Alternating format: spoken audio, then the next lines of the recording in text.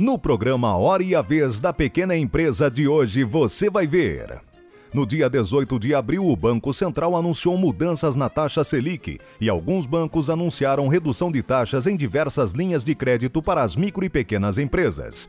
Acompanhe mais detalhes sobre o atual momento financeiro, falências e renegociação de dívidas com a contabilista Fabiana Scandiuzzi. Em homenagem ao Dia das Mães, conheça uma empresa que desenvolve produtos cosméticos no quadro Pequena Notável. Nesta semana aconteceu o Fórum da Micro e Pequena Empresa em Brasília. O advogado do SIMP, Dr. Marcos Tavares, esteve presente e irá dar mais informações sobre o que foi discutido. E ainda, acompanhe uma entrevista exclusiva com o presidente da Confederação Nacional dos Trabalhadores do Ramo Financeiro, Carlos Cordeiro.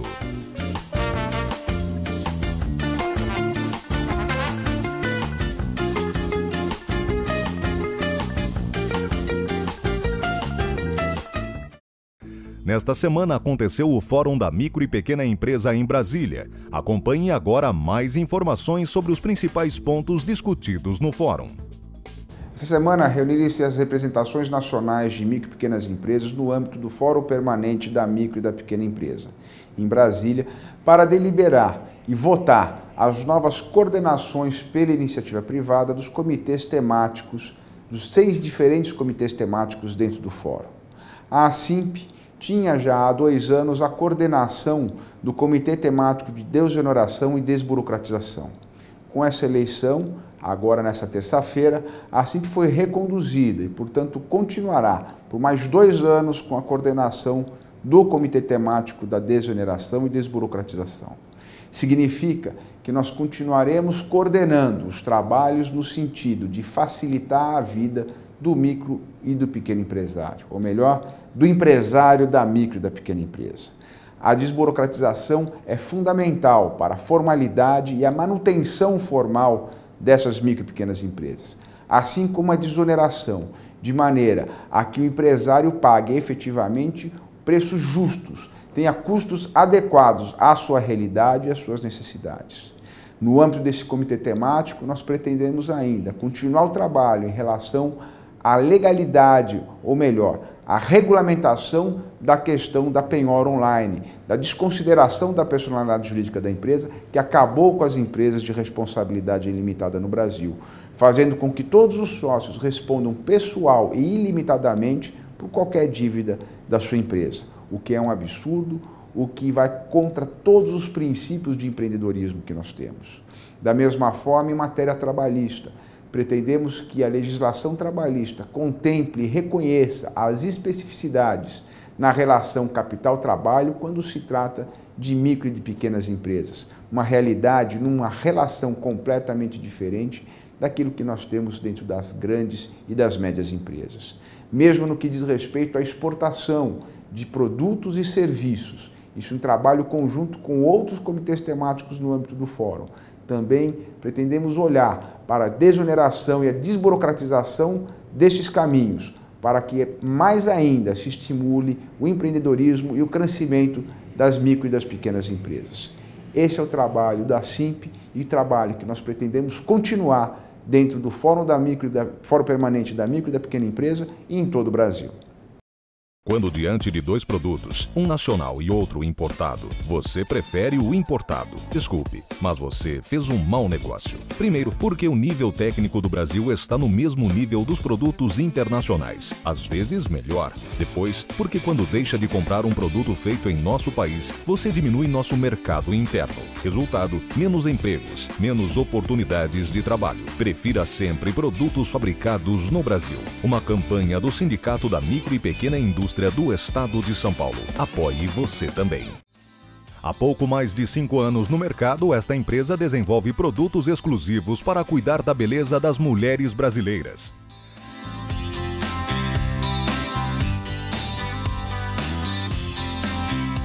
Nós fabricamos todos os produtos para profissionais da linha estética, para profissionais de cabelo, além de produtos para cliente final, e também o setor de terceirização, que nós fabricamos produtos para clientes que já têm uma marca deles.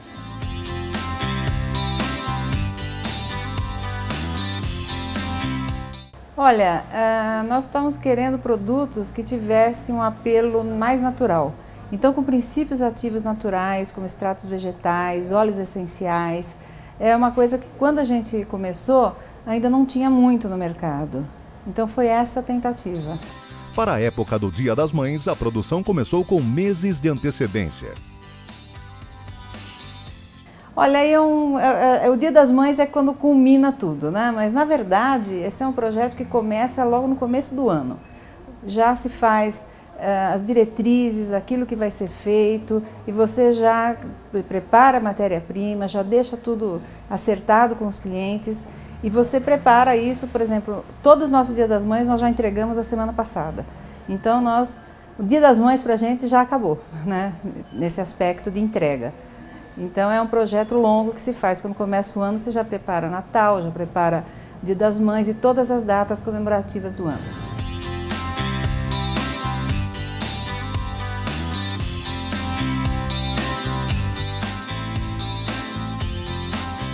A primeira dificuldade é crédito, né? Para quem é pequeno e está começando, o crédito, hoje até que está mais fácil, tem mais linhas de crédito. Quando a gente começou não tinha muito não.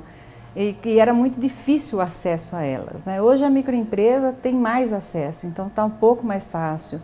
Quanto à mão de obra, nós optamos hoje por treinar a nossa mão de obra, porque é uma mão de obra específica e você não acha no mercado as pessoas já preparadas para isso. Então a gente começa com a pessoa do começo e vai aprendendo e vai ficando aqui com a gente. Através de dedicação e muito trabalho, esta empresa vem conquistando o seu espaço nesse mercado tão concorrido.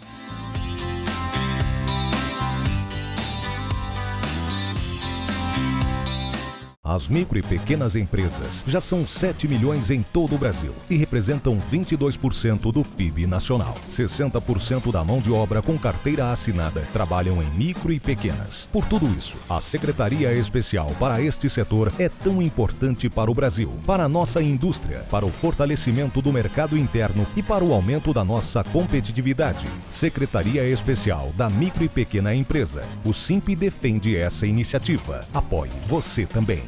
Nos últimos dias, o Banco Central anunciou que a taxa Selic ficou em 9% ao ano. Com isso, os bancos públicos como o Banco do Brasil, a Caixa Econômica Federal e os privados como Santander, Itaú Unibanco e Bradesco divulgaram redução das taxas em várias linhas de empréstimo para as micro e pequenas empresas.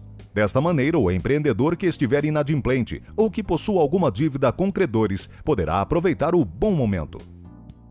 A queda de juros da taxa Selic vai incentivar o consumo e vai fazer com que os consumidores tenham mais poder aquisitivo para contrair dívidas. Com isso, a capacidade de produção da indústria e do comércio também vai ser aquecida e a necessidade de maior quantidade de produtos no mercado vai ser inerente a esse processo.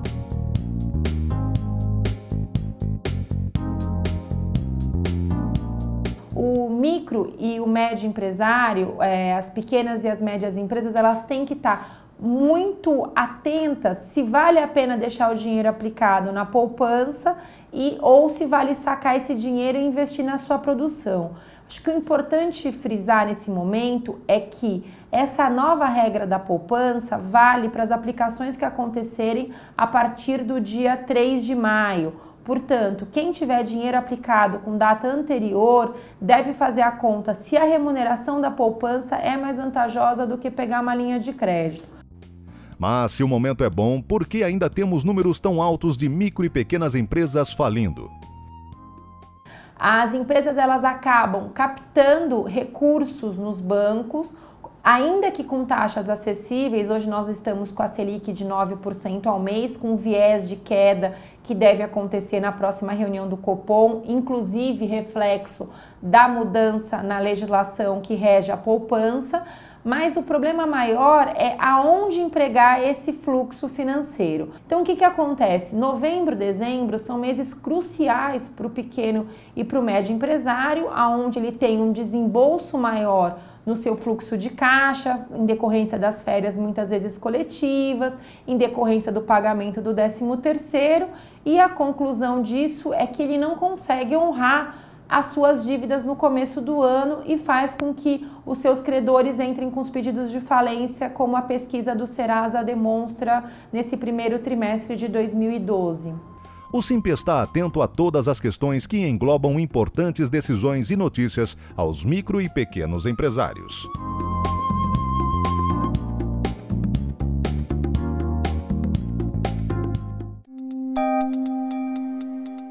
Entrevista da semana.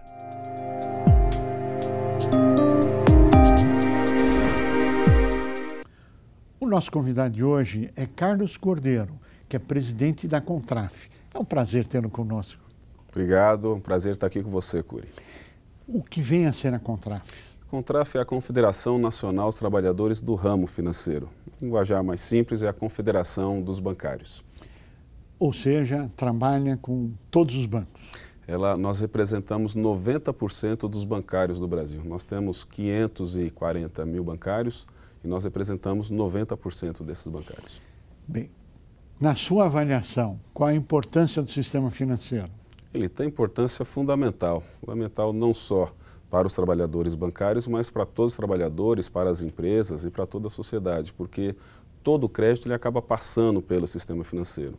Então, nesse momento que nós estamos vivendo, que o Brasil está crescendo, é o 5º país mais rico do mundo, a gente vê que o sistema financeiro tem um papel importantíssimo, especialmente na questão do crédito, que hoje, infelizmente, ainda está muito baixo, apesar de ter dobrado de tamanho, de 24% para 48% do PIB, mas o sistema financeiro hoje ele tem importância muito importante para o que nós vivemos hoje de crescimento econômico para desenvolvimento econômico com geração de emprego, geração de renda, inclusão social.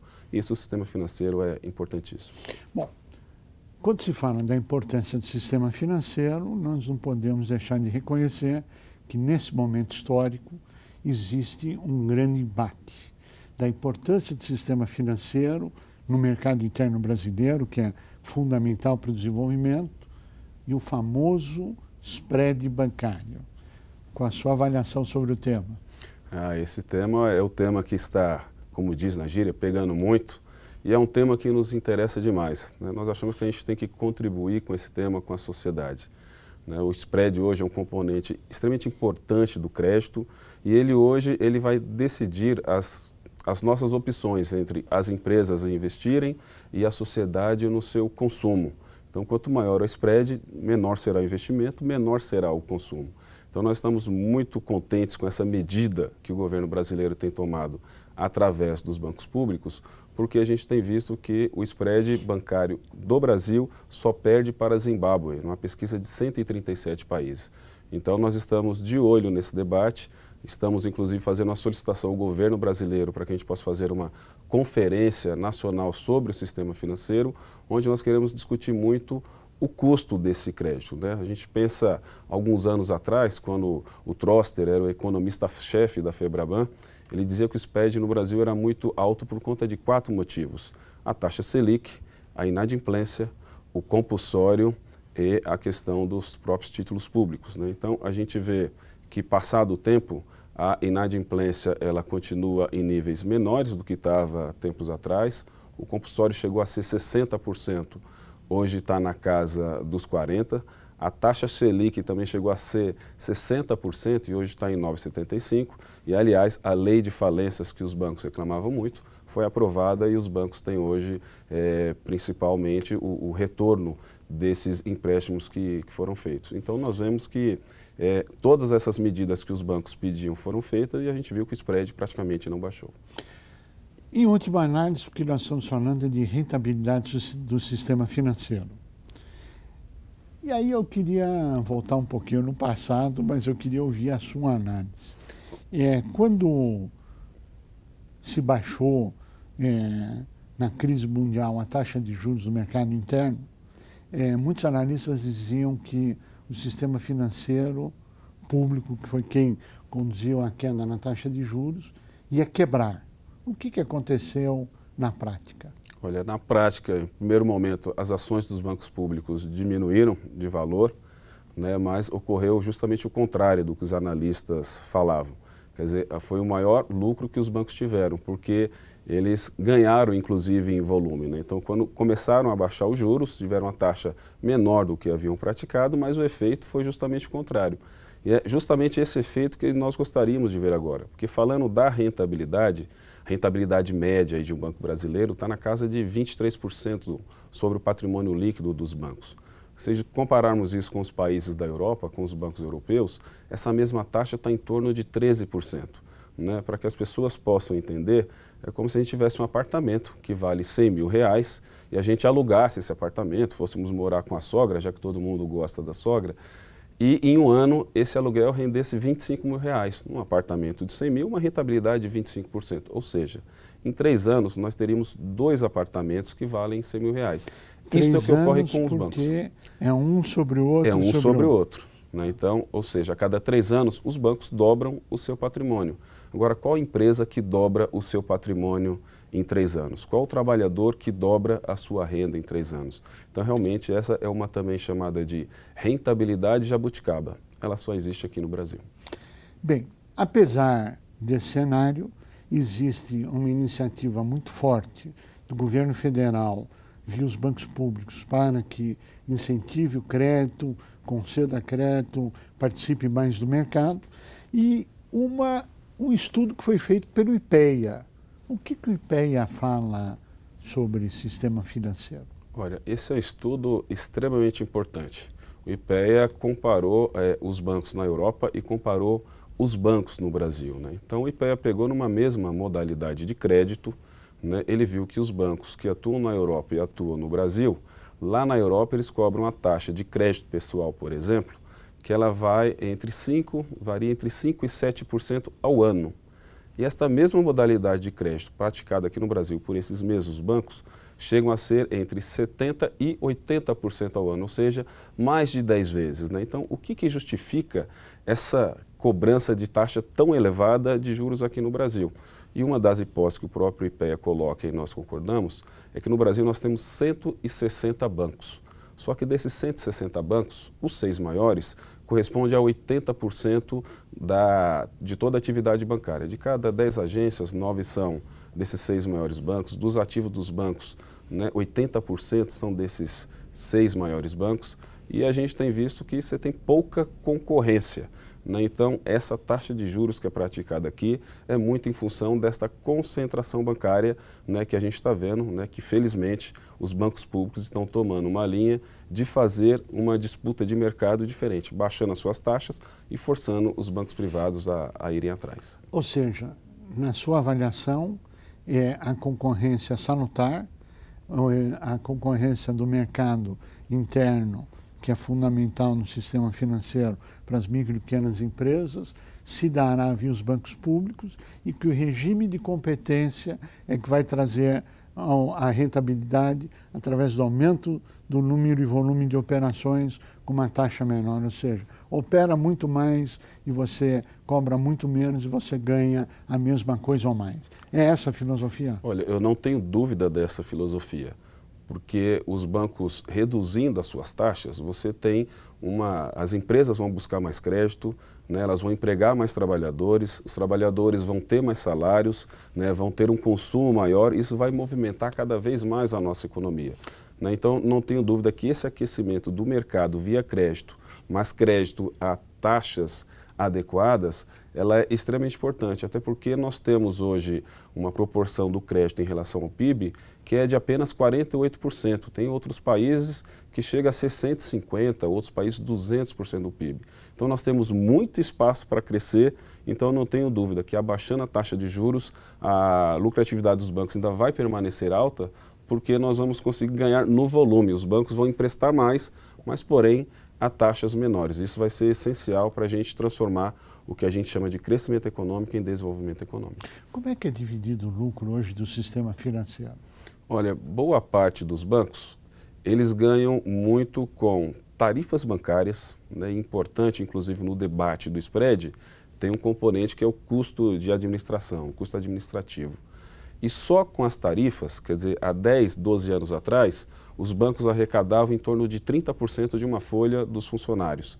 Hoje, esse número chega a ser 200%. Só com as tarifas bancárias, os bancos cobrem 2 vezes a folha de pessoal. E há 10 anos atrás era 1/3 de uma folha. 30%, nem chegava a ser 1/3. Então, este é um componente muito importante do lucro hoje, que chega a ser 25%. Os bancos também ganham com os títulos públicos, que são remunerados por essa Selic, ganham com as suas seguradoras e 1/4 praticamente desse lucro vem da intermediação financeira, que é onde de fato deveria vir, né? Então, nós achamos que este controle, essa queda do spread, vai favorecer que os bancos ganhem com aquilo que deveriam ganhar, com a intermediação financeira, porém, com taxas mais adequadas. Ou seja, o que está se discutindo é que ninguém tem nada contra o lucro, desde que ele seja oriundo de um regime concorrencial e competitivo com igualdade de condições do resto do mundo. É isso. Exatamente, né? As empresas, nós vivemos no regime capitalista, né? Então elas olham a questão do lucro. Isso é bom, só que tem que ser um patamar adequado, né? Se nós formos ver, por exemplo, as fusões que os bancos fizeram nos últimos períodos, né, nós vimos que essa fusão só foram boas para os bancos, não foi boa para a sociedade, não foi boa para os trabalhadores.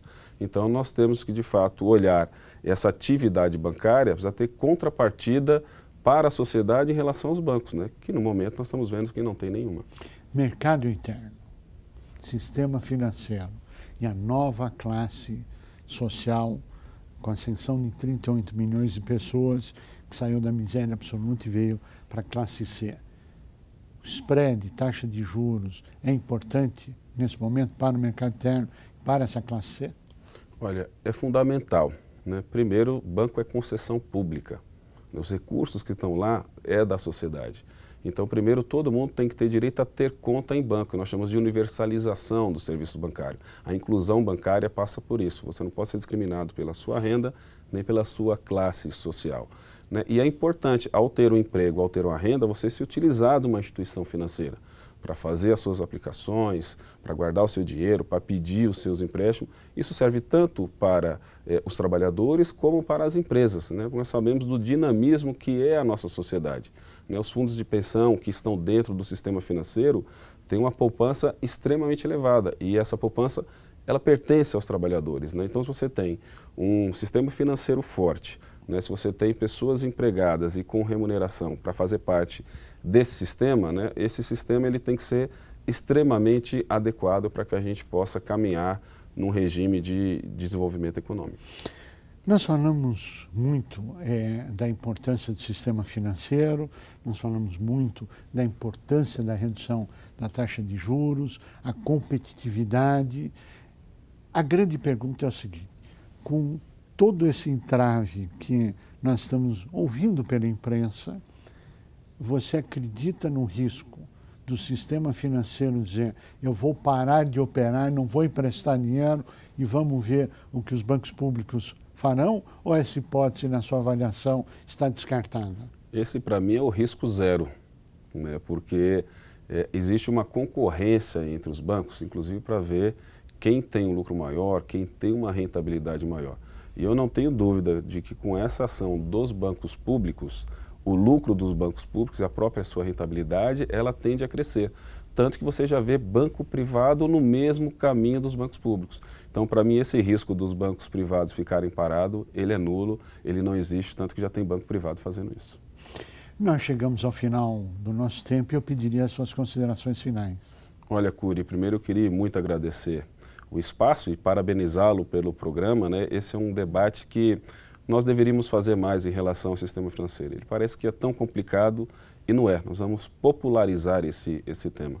Então nós queremos convidar você, os empresários e toda a sociedade, todos aqueles que têm conta em banco, para que a gente possa fazer uma reflexão mais séria, né, de qual é o sistema financeiro que nós temos e qual é o sistema financeiro que nós queremos. Então nós vamos fazer, né, um debate com a sociedade, esperamos que o governo tope esse debate, que é fazer uma grande conferência nacional do sistema financeiro, envolvendo todos os atores da sociedade. Se não for possível fazer junto com o governo, vamos fazer trabalhadores e empresários para que a gente possa de fato evoluir nesse tema tão importante. Carlos Cordeiro, você que é presidente da Contraf, nosso mais profundo agradecimento brilhantismo, pelo posicionamento que vocês têm na participação do nosso programa e obrigado pela sua presença.